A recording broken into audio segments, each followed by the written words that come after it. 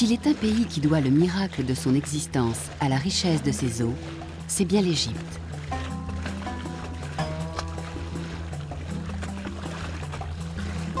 Le Nil offre depuis des millénaires la même générosité nourricière aux peuples qui se sont établis sur ses rives. Ce fleuve, véritable clé de vie du double pays, la Haute et la Basse Égypte, trait d'union entre Afrique et Méditerranée, a engendré l'une des plus florissantes cultures de l'Antiquité.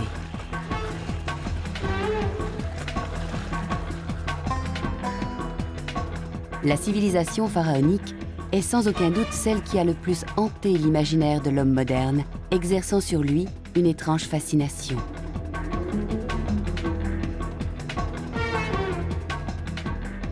Cependant, d'autres cultures, d'autres religions se sont développées sur ces terres et ont contribué à forger l'identité de l'Égypte.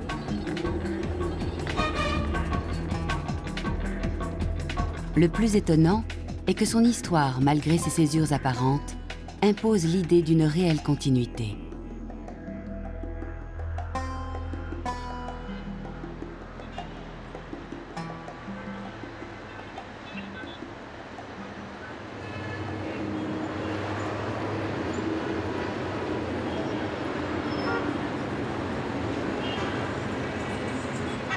Première métropole d'Afrique, capitale grouillante et tentaculaire de l'Égypte, le Caire porte l'empreinte d'un passé fécond. Dans ses murs se mêlent héritage pharaonique, romain, byzantin, arabe, turc et plus récemment européen.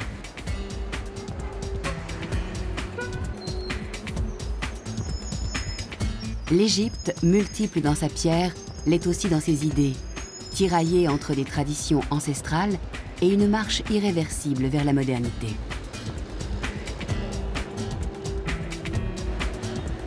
Multiple enfin dans sa chair, véritable point de rencontre des cultures africaines, arabes et occidentales, le pays, aujourd'hui indépendant, abrite une société bigarrée où se côtoient plusieurs communautés culturelles et religieuses.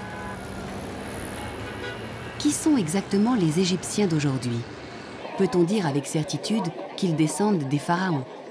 Ce qui est sûr, c'est qu'aucune des invasions qu'a connues le pays n'a été numériquement assez importante pour anéantir totalement ceux qui y vivaient précédemment.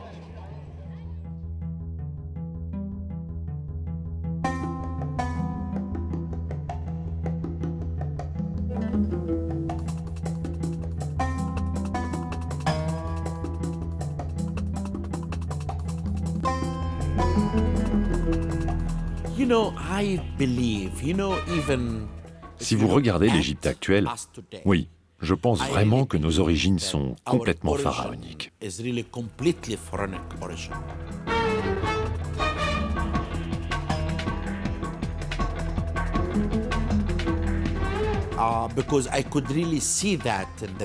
J'ai pu le vérifier dans nos villages de la Basse et de la Haute Égypte. Et je le ressens parfois lorsque je regarde des scènes dans les tombes. Ce sont les mêmes visages que l'on croise aujourd'hui dans les rues du Caire. On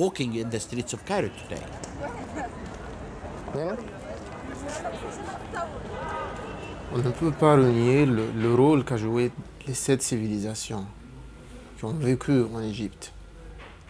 Sur les pharaons, les Gréco-romains, les Coptes, les musulmans.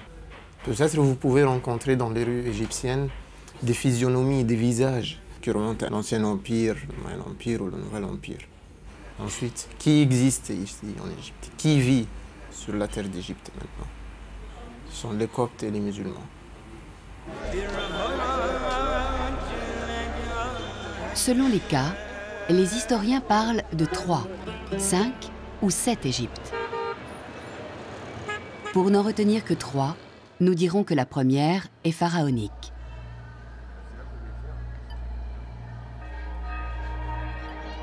La seconde est chrétienne, et plus précisément copte.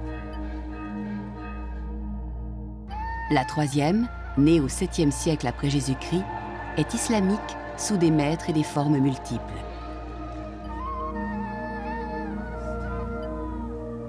Toutes participent aujourd'hui de l'identité culturelle égyptienne. Pourtant, dans l'inconscient collectif occidental, l'Égypte rime encore et toujours avec pharaonique. D'où vient cette assimilation systématique? Dans tous les bouquins d'histoire, la première partie, c'est toujours l'Égypte, parce que c'est la plus ancienne civilisation. On se demande qu'est-ce qui en reste de cette civilisation, et qui a été magnifique, chose-là. Moi, quand on me dit, toi, tu es la 4e pyramide ou la 5e pyramide, c'est très gentil, mais ça ne veut rien dire, parce que moi, je ne peux pas même dire appartenir à ça. Moi-même, je suis étonné chaque fois que je rentre dans une des tombes. Sur les murs, on dirait que c'est peint hier. Moi, une fois, je tournais et on avait porté des lampes de cinéma avec nous. Et par hasard, quelqu'un allume une lampe sur le toit. C'était extraordinaire. Vraiment une encyclopédie entière, dessinée par petits dessins, par choses là. C'était magnifique, les couleurs et les couleurs, comment elles se mariaient ensemble et tout ça. C'était réellement étonnant.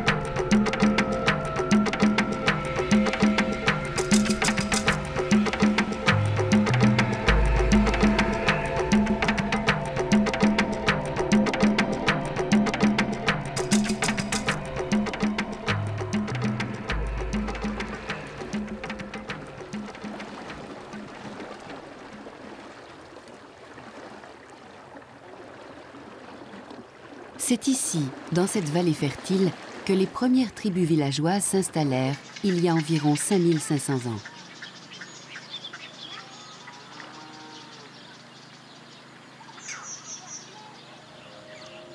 Viennent ensuite 30 dynasties de pharaons, et avec elles, 30 siècles de grandeur architecturale et décorative.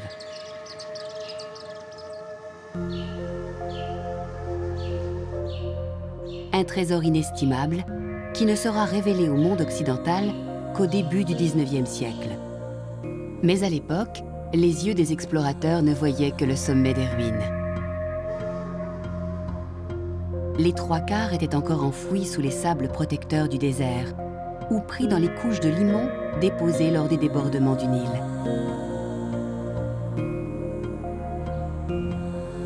D'importants travaux de déblaiement furent alors entrepris et les premières études menées sur les vestiges.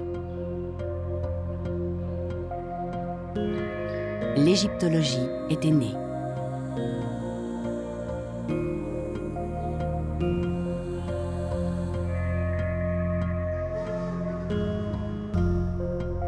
Un des hauts lieux de cette discipline est assurément l'ancienne Thèbes, en Haute-Égypte, la capitale des pharaons du Nouvel Empire, où se pressent chaque année plusieurs millions de touristes.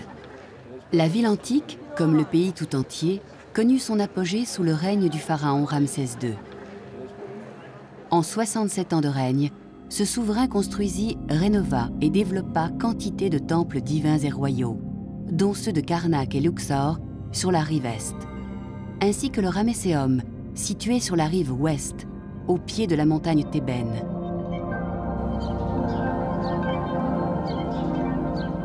Le Ramesséum est depuis 1991 l'objet d'un important programme de recherche et de restauration dans le cadre d'une coopération franco-égyptienne.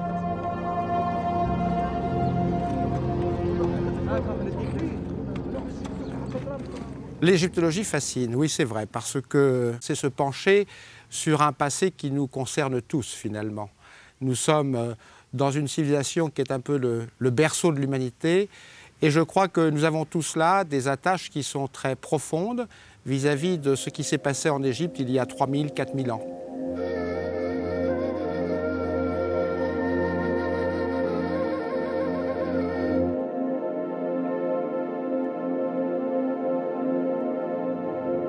Il est vrai que si l'on doit parler de permanence culturelle, c'est un bien grand mot, mais on peut peut-être utiliser ce terme si l'on établit quelques comparaisons entre ce qu'ont pu être, disons, les Égyptiens d'il y a 3000 ans et comment, de quelle façon vit encore aujourd'hui l'Égyptien dans la campagne profonde de cette Égypte moderne.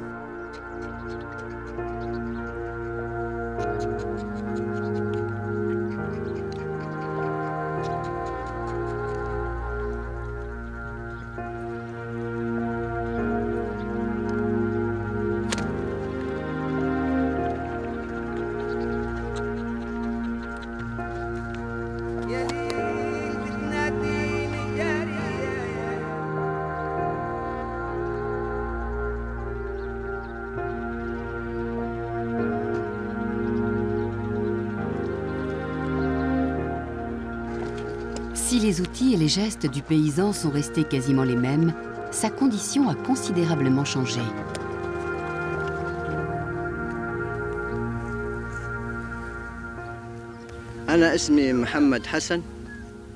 Je m'appelle Mohamed Hassan. Je laboure ma terre. Je cultive l'oignon et la luzerne. Ma maison est sur le domaine. J'ai 8 enfants, 4 filles et 4 garçons, dont 2 travaillent dans le tourisme. L'un à Hurghada et l'autre à Marsa Alam. Je me sens bien dans ma peau et dans ce métier. Nous vivons heureux dans nos champs et au milieu de cette belle nature.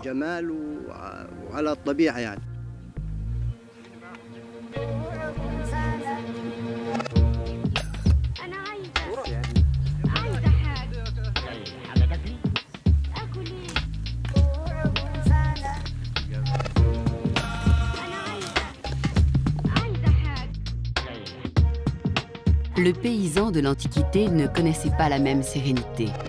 Tout d'abord, la grande majorité des terres exploitées était la propriété du pharaon, des princes et des hauts dignitaires. Si par chance ou service rendu, on possédait un troupeau ou un lopin de terre, on devait se prévenir de la jalousie de ses voisins ou d'éventuelles querelles d'héritage. Dans tous les cas, et quels que soient ses revenus, l'homme de la terre subissait le contrôle incessant de scribes tatillons qui calculaient le montant de l'impôt avant même que la récolte ne soit effectuée. Tout contrevenant se voyait infliger punition et châtiment.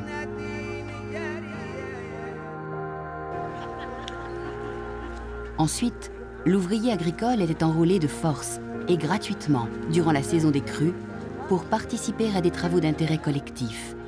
La reconstruction d'une digue, le creusement d'un réservoir ou bien encore le curage des canaux d'irrigation.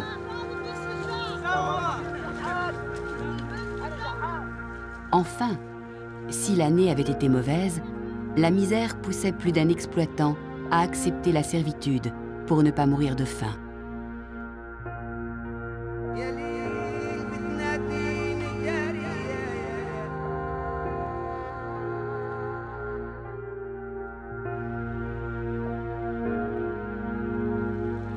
Autre difficulté, les crues annuelles du Nil. En sortant de son lit avec force, le fleuve avait aussi un pouvoir destructeur, remettant sans cesse en cause la répartition des terres. Ce n'est qu'à partir de 1964 qu'est mis en fonctionnement le haut barrage d'Assouan. Ce dernier a définitivement régulé le débit du fleuve, améliorant sensiblement du même coup l'irrigation et le rendement des terres. Avant la construction du barrage, l'eau inondait tous les champs, ce qui fait qu'on ne pouvait les cultiver qu'une seule fois par an. Après la mise en service du barrage, les terres ont été réparties équitablement et tout le monde a pu cultiver toute l'année.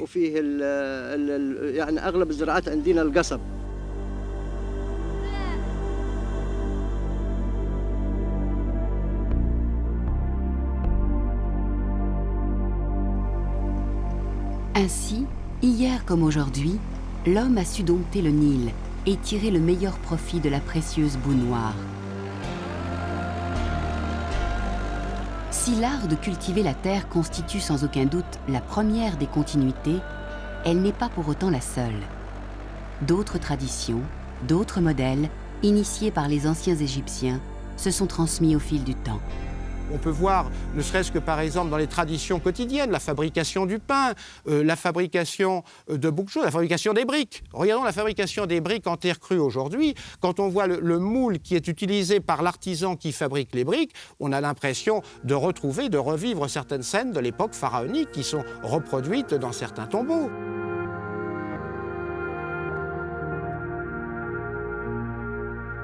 Dans l'Antiquité, comme dans l'Égypte contemporaine, la brique crue, faite de boue et de paille séchée, constitue un matériau de base pour la construction des maisons. Sa résistance au temps n'est pas la meilleure, mais elle est économique et sa composition est particulièrement adaptée au climat chaud et sec.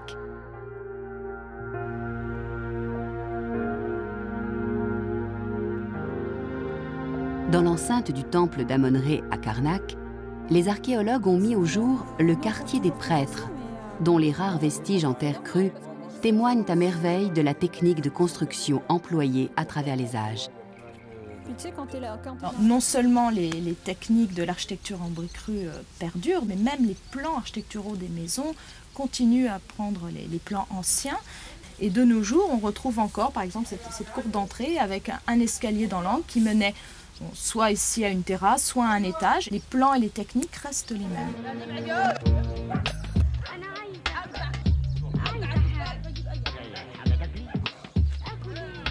L'organisation et le fonctionnement actuel de l'habitat traditionnel sont à peu de choses près les mêmes qu'hier. Les maisons les plus modestes abritaient paysans et ouvriers. De petites dimensions, parfois moins de 10 mètres carrés, elles disposaient d'une seule pièce surmontée d'une terrasse à ciel ouvert qui servait de lieu collectif, où une partie de la famille dormait à la belle étoile et où la maîtresse de maison préparait les repas, exactement comme aujourd'hui.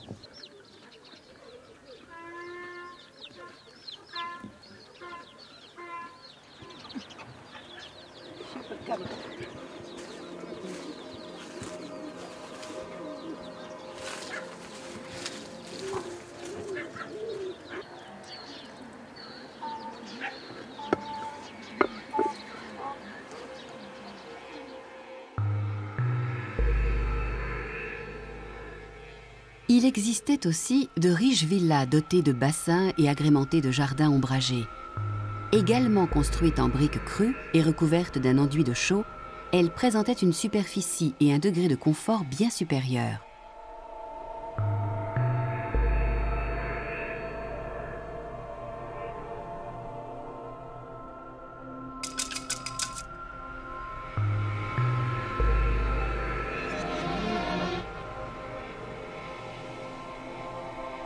Autour d'une salle centrale à colonnes, rayonnaient plusieurs appartements. Chacun d'eux était agencé en une chambre avec alcôve pour le lit et d'une ou deux pièces supplémentaires. Le mobilier se composait de sièges, de lits bas, de nattes, de coffres de rangement et de tables basses.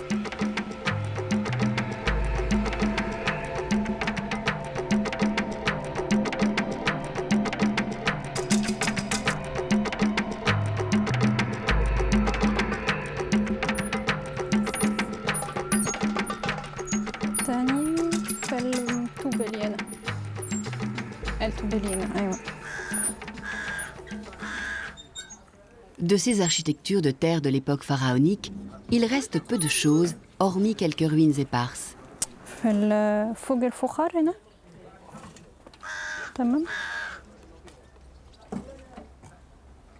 À l'inverse des habitations des hommes, les demeures des dieux, construites en pierre dure, ont traversé les millénaires, offrant à la postérité leur imposante silhouette.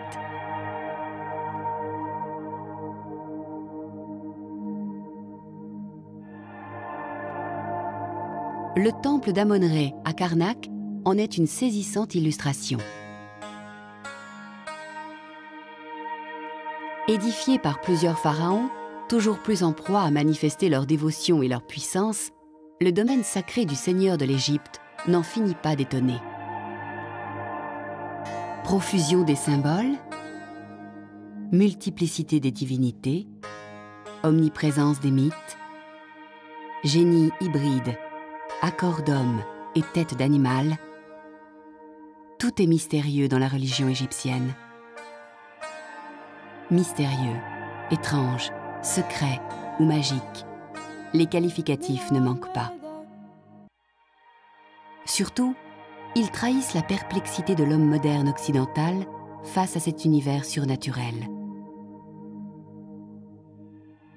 L'énigme égyptienne, cependant, s'est sensiblement éclaircie depuis la naissance de l'égyptologie.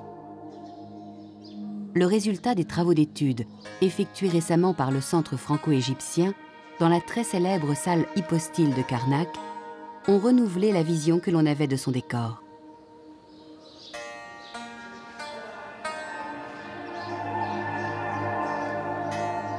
Jusqu'ici, cet énorme livre de pierre, formidable source d'enseignement pour les égyptologues, n'avait jamais été inventorié précisément. Encore fallait-il pouvoir le lire dans sa continuité et dans sa globalité.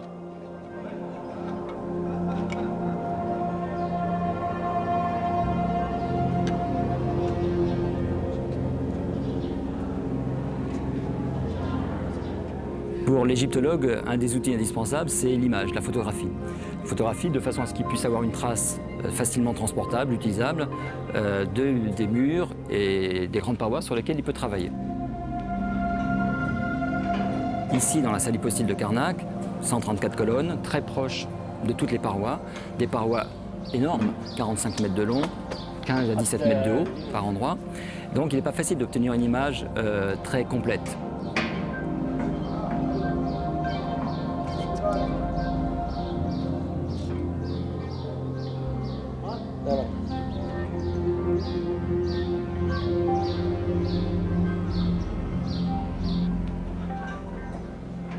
Difficulté supplémentaire sur ce mur-là, c'est qu'il y a des ombres qui se projettent dessus, comme on le voit ici. Et donc, il faut pouvoir lire parfaitement ce mur sans les ombres. Et pour ça, la technique utilisée, ça a été de faire 3 séries de prises de vue à 3 saisons différentes, de façon à ce que les ombres qui l'hiver sont à peu près à 45 degrés, soient recouvertes par des images faites un peu plus tard, et qu'on raccorde ensuite à l'ordinateur, de façon à obtenir une image unique et complète et de très haute définition, dans laquelle on peut zoomer énormément.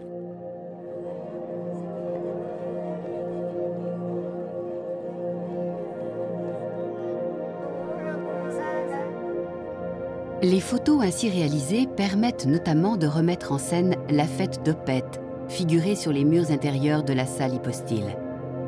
Cette fête, l'une des plus importantes du calendrier liturgique pharaonique, célébrait dans le temple de Luxor l'anniversaire de la naissance divine de Pharaon, confirmant ainsi la légitimité de son pouvoir sur le double pays.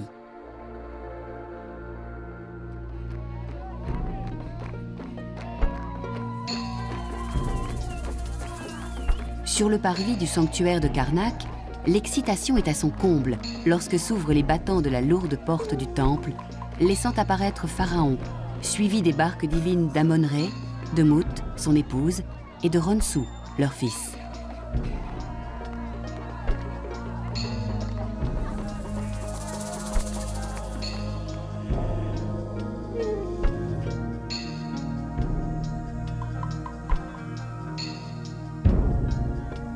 Le cortège se dirige vers le Nil, où les barques portatives des divinités prennent place sur un vrai navire, entièrement recouvert de feuilles d'or.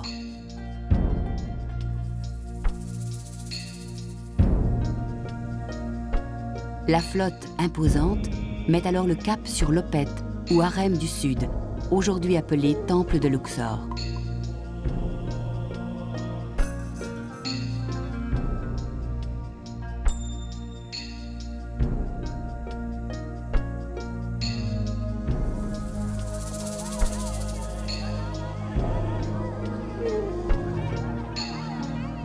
Arrivée à destination, la statue du Seigneur de l'Égypte est acheminée jusqu'à la chapelle de la naissance divine, où eut lieu l'accouplement symbolique du dieu avec la mère de Pharaon.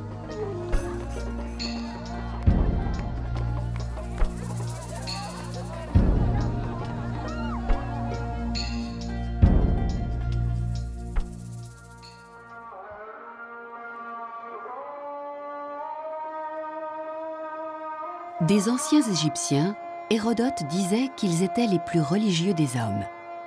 Cependant, les grandes fêtes liturgiques ne doivent pas faire illusion. Elles étaient aussi et surtout une manière d'exalter le pouvoir royal. Elles constituaient enfin une trêve dans le quotidien difficile du peuple. Plusieurs des réjouissances de l'Antiquité, et notamment la fête d'Opet, survivent encore dans des processions musulmanes. Il est vrai que lorsqu'à Thèbes, aujourd'hui, on assiste par exemple à la fameuse cérémonie qui célèbre chaque année le saint de Luxor, Aboul Haggag, eh bien, on est obligé de penser à ce que fut peut-être, il y a 3000 ans, la fête d'Opet. Tout simplement parce que là, il y a, dans ce contexte de liesse populaire d'abord, la sortie de ces grandes barques aujourd'hui, qui n'est pas sans rappeler ce qui a pu se passer il y a peut-être 3000 ans.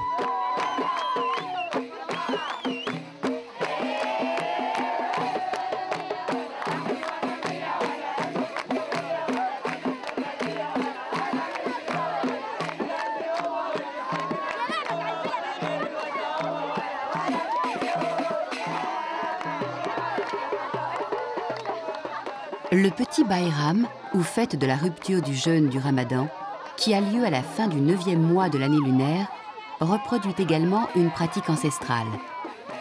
À la fois célébration du souvenir et de l'espoir, cette fête est l'occasion pour les familles musulmanes de visiter leurs morts dans les cimetières de la rive occidentale et de partager leurs repas avec les plus démunis.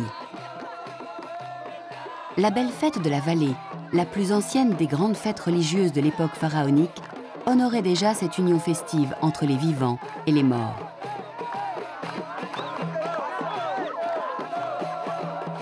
Alors que la statue du dieu Amon visitait les temples funéraires des rois, le peuple qui suivait la procession se rendait dans les tombes familiales pour participer à des agapes présidées par les défunts et où les pauvres n'étaient pas oubliés.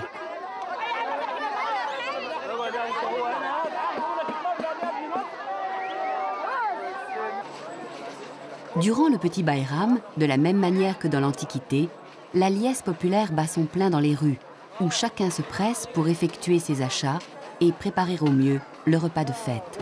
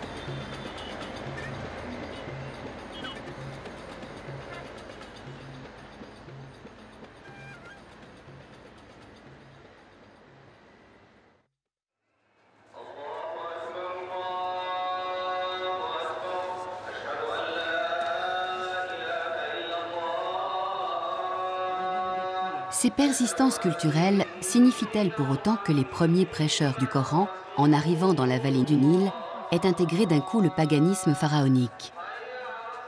Non, ou tout au moins pas directement.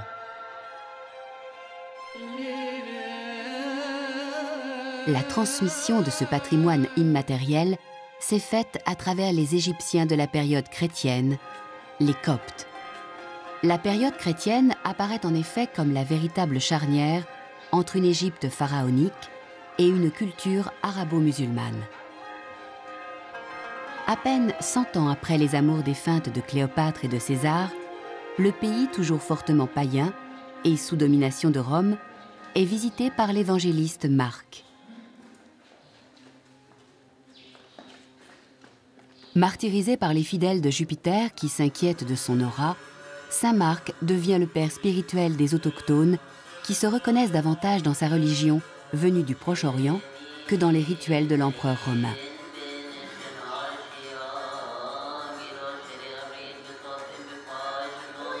Le mouvement est lancé et gagne en quelques centaines d'années tout le pays qui, au 5e siècle, n'est plus qu'une province exploitée par les Byzantins. Du delta à la Nubie, les églises se multiplient et plusieurs récits et signes chrétiens se superposent aux mythes et symboles antiques.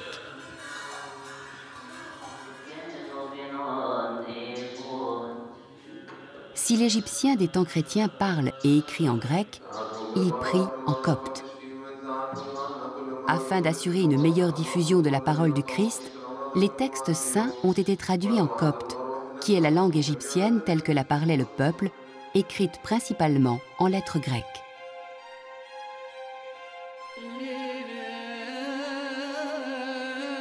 Et c'est en ce point essentiel que la continuité en Égypte s'affirme à nouveau, à travers le langage. Champollion ne s'y est pas trompé. En apprenant le copte, il était sûr de trouver la clé pour décrypter les signes pharaoniques.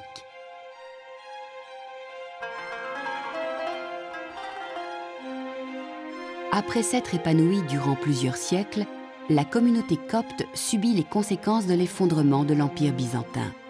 Devenue minoritaire, elle réussit cependant à se maintenir au fil des siècles et représente encore 10% de la population de l'Égypte moderne. Le christianisme se révèle donc comme l'un des maillons essentiels de la chaîne.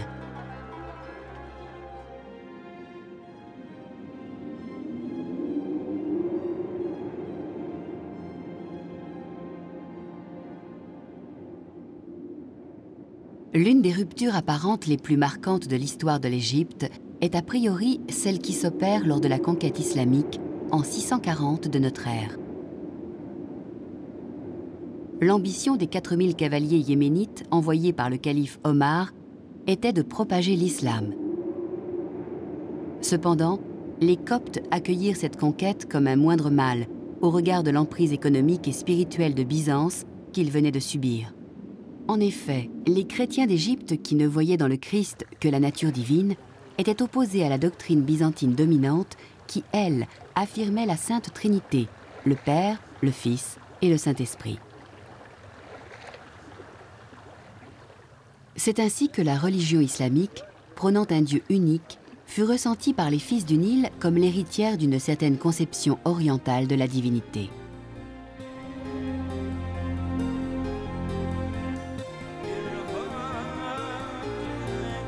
Si les nouveaux vainqueurs imposent très rapidement une nouvelle langue, l'arabe, et avec elle une nouvelle calligraphie, l'une des données fondamentales de la continuité égyptienne réside dans le graphisme et le profond respect de celui qui trace les signes.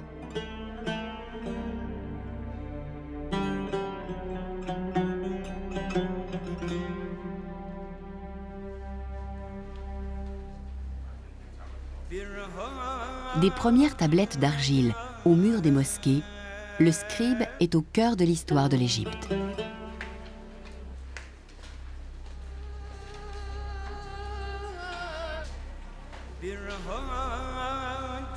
Cette tradition de l'écrit est essentielle. Non seulement le scribe inscrit, mais surtout, il transmet.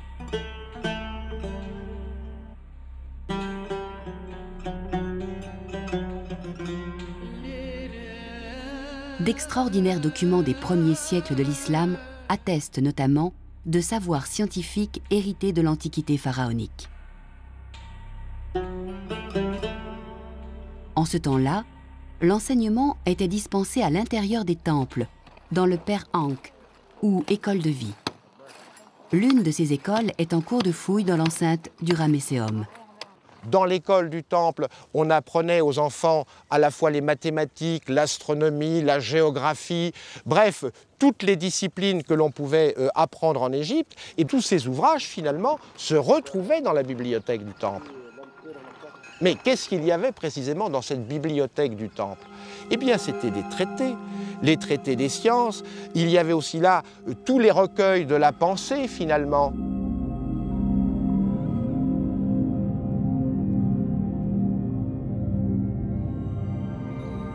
Plus tard, Ptolémée Soter, l'un des descendants d'Alexandre le Grand, érige la ville d'Alexandrie en une cité de la science et de l'esprit, l'une des plus brillantes du monde méditerranéen. Cette tradition de la pensée et de la connaissance, héritée de l'Antiquité, s'est perpétuée jusqu'à nos jours. L'université d'El-Azhar, l'une des plus anciennes du Caire, abrite deux chaires particulièrement réputées, celle de médecine et celle de chimie.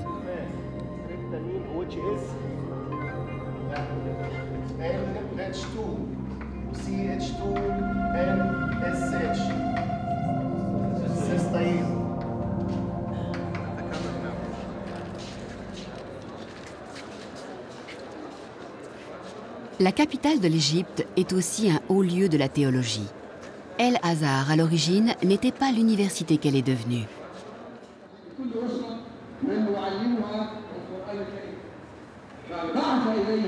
Avant d'élargir le champ de son enseignement aux sciences, elle était une école coranique, l'une des plus renommées du monde arabe.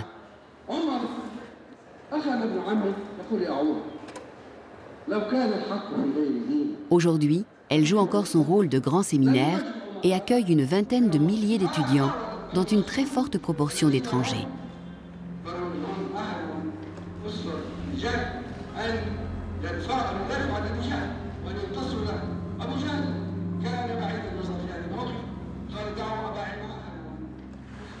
La création de l'ancien collège et sa mosquée remonte au Xe siècle. L'université d'El-Azhar a donc l'âge de la ville qui l'abrite. En effet, autour de l'embryon de la cité militaire Al-Fostat, créée par les conquérants islamiques de la première heure, la dynastie fatimide fonde, vers 969, une ville nouvelle sous le nom d'Al-Qaïra, autrement dit, le Caire.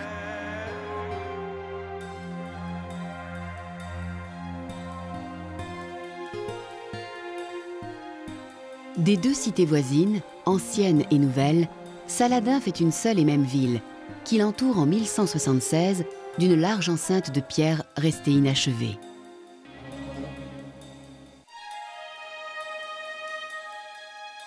Mais c'est surtout sous les sultans mamelouks, ces aventuriers venus du sud de l'Europe et du Caucase, et qui s'installent en Égypte entre le XIIIe et le XVIe siècle, que le Caire connaît sa plus grande splendeur architecturale.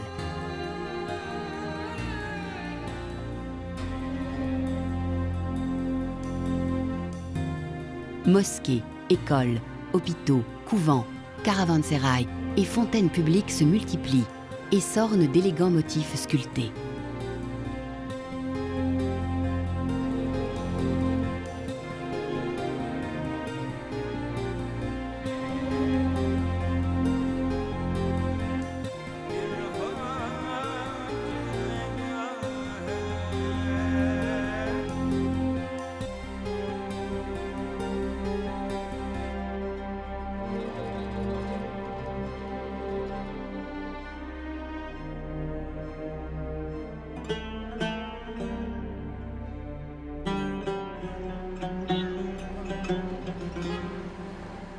Cette créativité urbaine et artistique s'exerce également dans tous les registres des arts mineurs, bois, verre, enluminure et cuivre incrustés.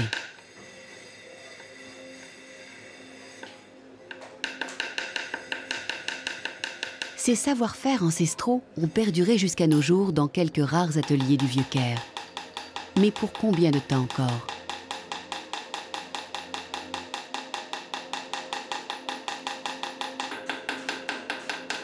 La damasquinerie, cet art qui consiste à incruster sur cuivre des fils d'or ou d'argent et que les Mamelouks ont porté à un degré exceptionnel d'élaboration, menace notamment de disparaître, faute de commandes et d'une main-d'œuvre spécialisée.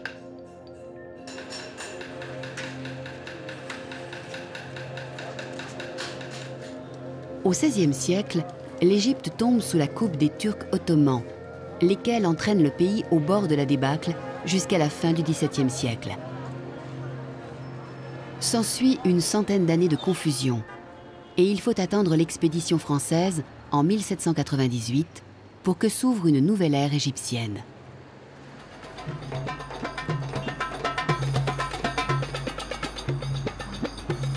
L'influence européenne, dès lors, est prépondérante, et le Caire se transforme peu à peu en un Paris de l'Orient.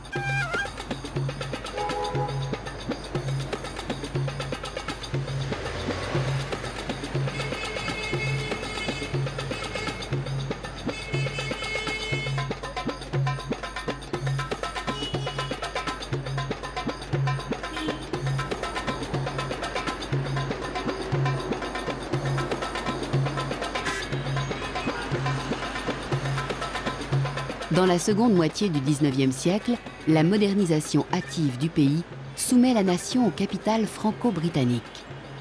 Cette période s'achève avec la révolution de 1952 et l'avènement de l'Égypte républicaine de Nasser. Alors que les premières politiques de conservation s'étaient concentrées sur les monuments pharaoniques, le processus s'est aujourd'hui inversé. Le Conseil des Antiquités a récemment confié l'inventaire des biens islamiques à l'Institut français d'archéologie orientale.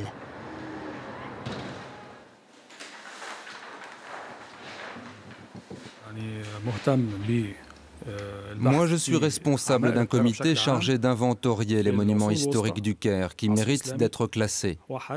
Le rôle de ce comité est essentiel pour la protection de ces bâtiments menacés d'effondrement ou de destruction. C'est ainsi que Mohamed Abou-Lamayem a parcouru le Caire durant plusieurs mois en quête de chefs-d'œuvre en péril.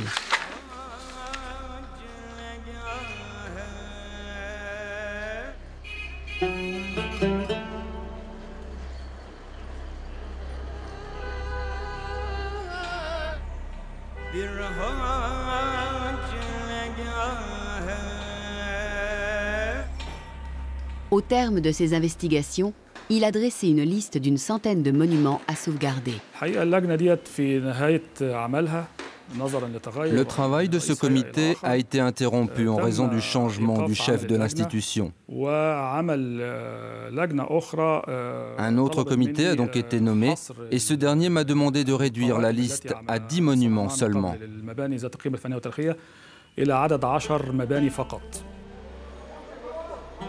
Alors que sa sélection n'était pas achevée, Mohamed Abou-Lamayem a eu la mauvaise surprise de constater que l'un des monuments inventoriés était déjà en cours de démolition. Et c'est pour ça que je déteste qu'on redécouvre des tombes et des choses là. J'espère qu'ils ne les retrouvent jamais. Parce qu'il faut laisser quelque chose pour l'avenir. Chaque fois qu'on ouvre une tombe, on ne fait pas le nécessaire pour que la tombe ne soit pas anéantie et que les peintures ne se gâtent pas. C'est très très mal entretenu. Alors je préfère qu'ils ne le découvrent pas.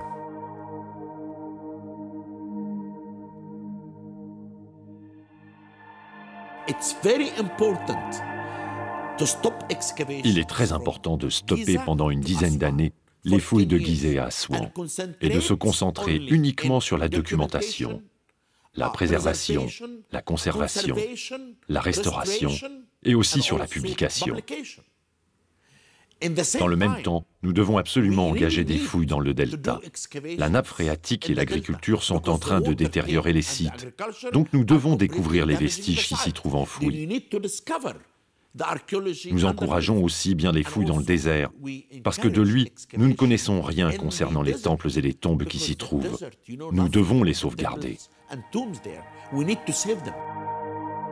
Sinon, d'ici 100 ans, tous ces monuments se seront effondrés.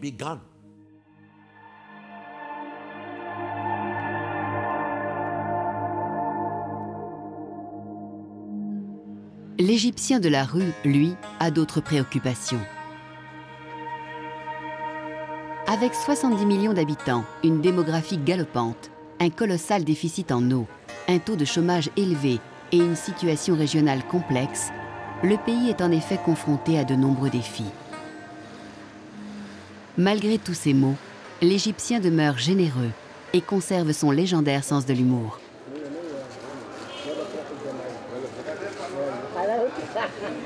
On ne pourra pas changer vraiment l'Égyptien, ni dans sa douceur, ni dans sa générosité. Et c'est ça, c'est la seule tradition où je dis peut-être qu'elle vient encore des pharaons, je ne sais pas. Vraiment, c'est les gens les plus doux que j'ai jamais rencontrés. Ils sont d'une gentillesse, ils sont dans la misère noire et ils sourient et ils rient. Et quand même, ils gardent cette merveilleuse situation d'être encore rigolos. Les boutades n'en finissent plus en Égypte. C'est notre arme contre toute la merde qui est autour de nous.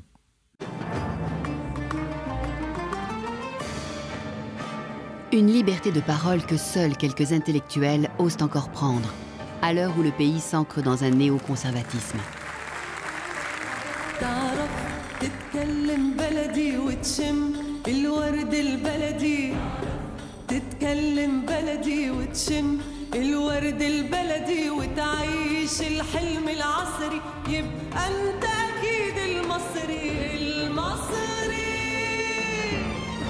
Quand on demande qu'est-ce qu'il y a dans le cinéma égyptien, pourquoi ça ne marche pas, la vague islamiste a fait beaucoup, a fait énormément. Maintenant, vous trouvez des jeunes vedettes qui sont belles comme pas deux, c'est... Ah non, moi je n'embrasse pas. Tu n'embrasses pas et tout le monde est en train de demander des films romantiques.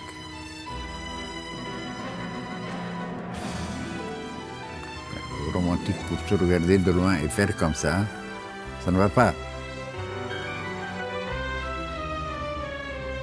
Dans le temple, là, il y a les peintures qui disent comment il y avait la danse, il y avait le sexe. Mais...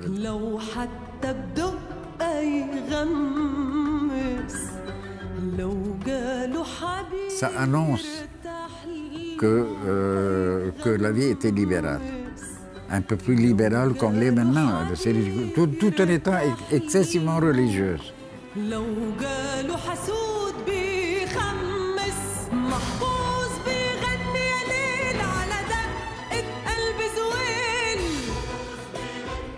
C'est drôle, l'Égypte, il y a 50 ans, que j'ai vécu, moi, c'était beaucoup plus libéral. Maintenant, tout est interdit, ça non, ça non, ça non.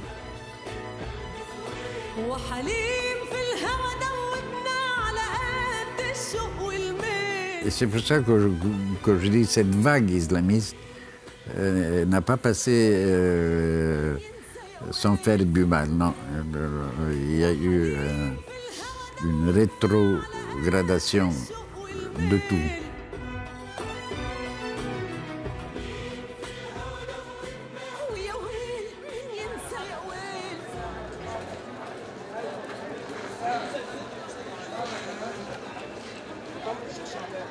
Succombant aux excès d'une religiosité aux angles trop abrupts et aux formes trop voilées, la société actuelle n'accorde plus qu'une place limitée à la création artistique.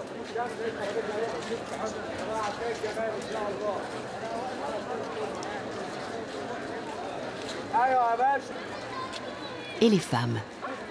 Le contexte civil et religieux ne leur est évidemment pas favorable. Alors que l'Égypte était le seul pays de l'Antiquité à avoir doté les femmes d'un statut égal de l'homme, elles n'ont pas encore retrouvé la totalité de leurs droits fondamentaux.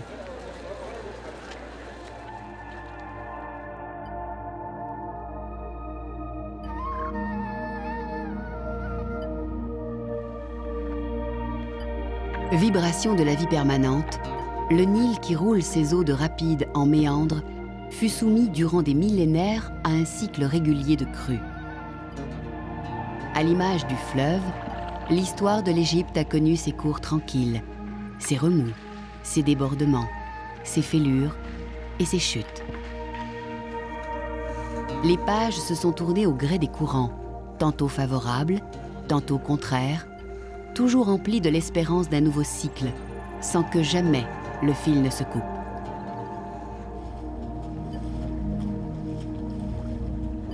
L'Égypte garde dans l'esprit des Égyptiens cette place de la mer du monde. Ce pays, cette terre a vu la civilisation, la première civilisation du monde. Ou une des premières, mais c'est vrai que maintenant il y a d'autres pays qui gardent un statut meilleur. Mais dans nos âmes, c'est la mer du monde.